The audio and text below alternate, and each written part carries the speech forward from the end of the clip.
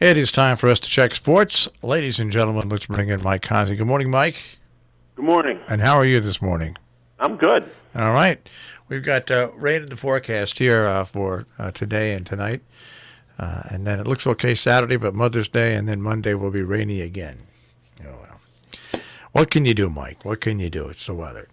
Can't fight the weather. All right. Where do you want to go in sports? Stanley Cup playoffs started off with last night. The Eastern Conference Finals were on, and it was a real close game between Boston and Carolina. It was a 3-2 game going late in the third period. With 2.5 minutes left, the Carolina coach pulled the goalie way too early. A fluky goal made it 3-2, and then the floodgates opened up. Boston finished up winning 5-2. It was a one-goal game, and Carolina was peppering the net. Just missed on a couple of attempts, and all of a sudden, he pulls the goalie with 2.5 minutes to go. I didn't get it. I mean, you were right there. You didn't need an extra minute and a half. You weren't down 2 goals. You just down to 1. You were pressuring Boston, and then you pull the goalie and then pull all the air out of the balloon. It was an awful move by the coach of Carolina. They lost the first game in a game that they could have won. Boston won, and it's going to be a tough sled now for Carolina because next game's in Boston. Boston goes up 2-0 at home. You kind of put a lot of pressure on Carolina at that point.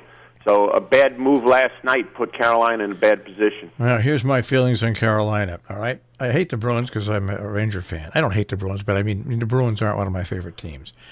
But Carolina held up Hartford to try to get a new Coliseum. I know. You got to give that. That was 50 years ago almost already. I'm not giving it up. I hope a hurricane blows down there, sooner or later blows down their Civic Center. Hartford rebuilt the Civic Center after it collapsed, rebuilt it to NHL standards and everything like that, added extra seats, put all that extra money into it. And then another 10 years later, this guy comes and wants a brand new arena. The hell with him. I'm sorry. That's where I start. Grapes, folks, and he says, I hate the Yankees. That's right. I'm like an Italian. My grudges will die 3 years after I do. I could get it, but, looking on the outside, a lot of teams move.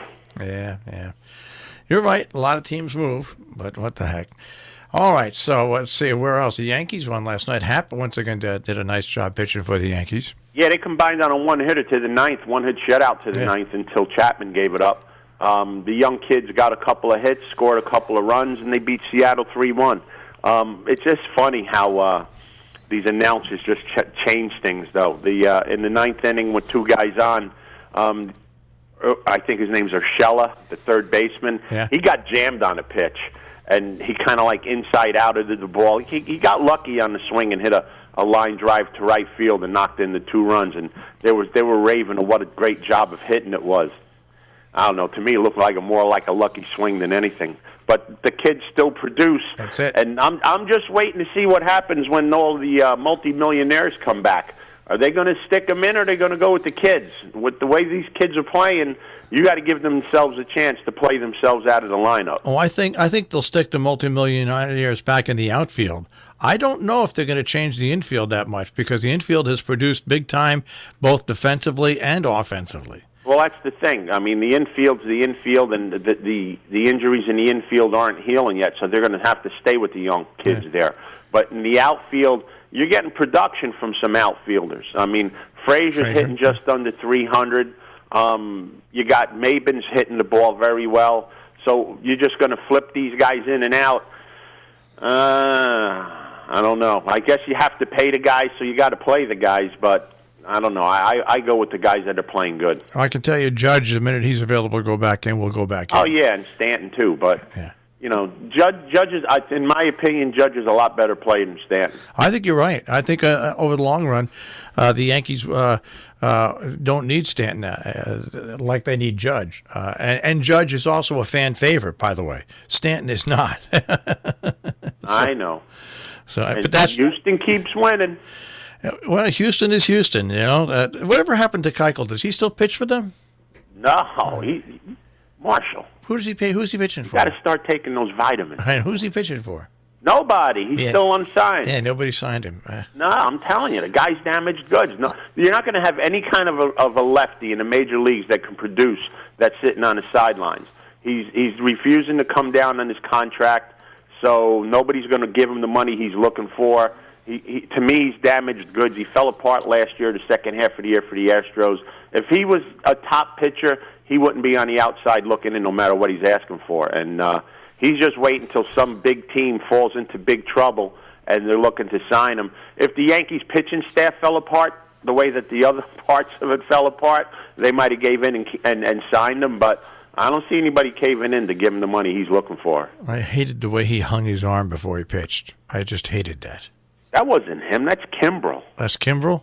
Yeah. Yeah, okay. He's from Kimbrel. Kimbrel's the guy that stands out there like a pro. Whatever. I hate that with that arm hanging to the side. No, that's Kimbrel. That's not. Keuchel's the guy with one of the Smith brothers' beards. Okay, that's all right. You're right. Okay, you're right. There you go. And there's more and more of those guys in sports. They shave their heads and they grow their beards. Yeah, to me, it's a disgusting look. It's upside down. Yeah. Shave your beards and grow your hair. Anyways, do we have any racing this weekend? Yeah, we got some racing. Belmont Park tomorrow has a pretty decent day with a couple of stakes races in it. The Peter Pan, which is a prep for the Belmont, is the fourth race tomorrow. It's a grade 3, one-turn mile and an eighth. Only draws 5 horses in here, but it's a pretty good field. 2 horses I'm looking at. One is the 1 Intrepid Heart. This horse is top and bottom real good, coming off an optional $75,000 claimer at Keeneland, going 2 turns. Undefeated lifetime, 7-5 more than a lane. Going to be tough to beat. Horse I'm going to throw to try to beat him is trained by Jason Service, if you remember who he is. This horse really didn't run well in the Wood Memorial, but up before that on a one-turn mile at Gulfstream Park ran really good.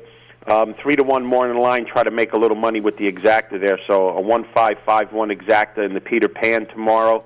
We're supposed to get a little rain today, but I don't think we're supposed to get that much that would affect the turf tomorrow at Belmont.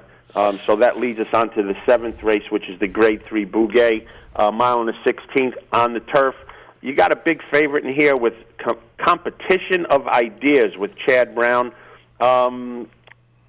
In a 6-horse race, I'm not going to go with a 7-5 shot. I'm going to look toward the rail to Clement's horse.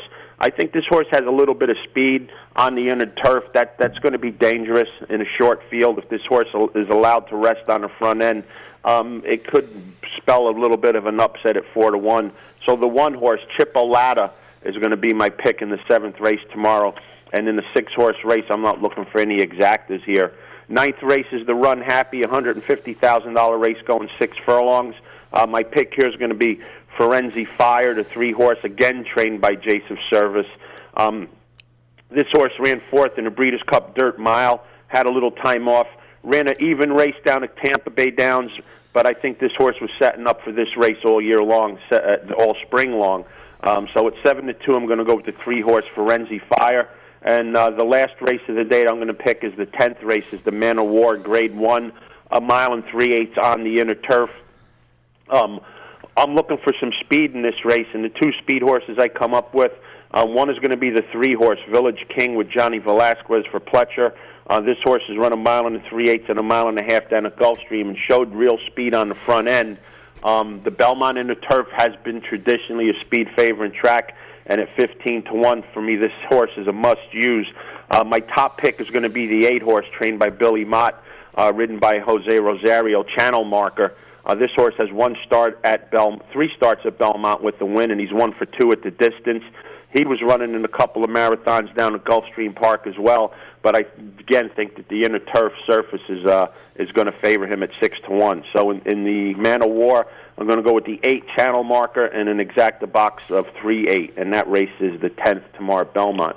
And just a little shout-out for my boys at St. John Vianney. We started the season 0-2, and since then we're 10-2 and playing some really good ball heading into the tournament, and both the JV and varsity programs has turned it around a lot. So a lot of effort from a lot of good kids, and looking forward to a few more games this year. All right, Mr. Coach, we'll speak to you on Monday. Have a great day, guys. Have a good weekend. You too, Mike. Bye-bye. I'm Mike Cozzi with the Check on Sports this morning here on the Breakfast Club on Robin Hood Radio.